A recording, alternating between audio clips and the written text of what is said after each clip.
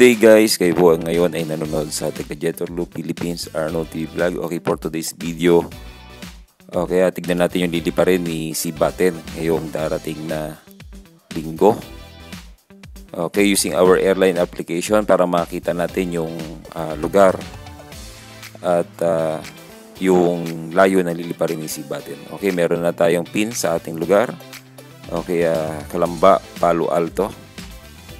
Then, tignan natin yung mga dadaanan ni Sibaten. Okay, napakaganda ng application na to dahil makikita mo yung mga dinaanan ni Sibaten last time, no? Okay, last time is San Jose, Nueva Ecija. Then, ngayon, liliparin niya ay Karanglan. So, maganda dito, makikita natin ng malinaw, no? Ayan, dinaanan niya Talavera.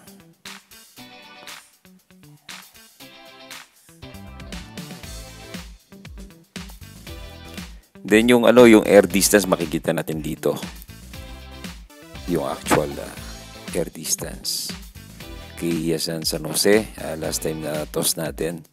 So para hindi pa nagkaroon ng achievement si Sibaten. Okay, hindi lang tayo nagka-cut off. So napalo lang 900 yung kanyang high speed. Here we go, Karanglan. Okay, one more pin para makita natin yung actual kilometers na liliparin ni Sibaten. Okay, about 196. Okay, sasali tayo ng hari ng Himpapawid. Okay, 3 laps sa CSWRPC, Karanglan, Santa Fe, and sa Bangbang. Okay, good luck po sa mga kasali ngayong darating na race sa linggo. Okay, mabuhay po kayo.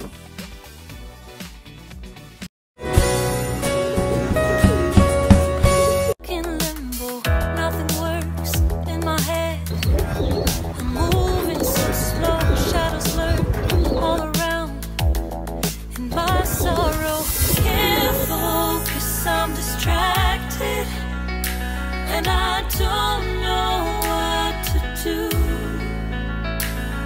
Each time I try to get past it, in the end I think of you.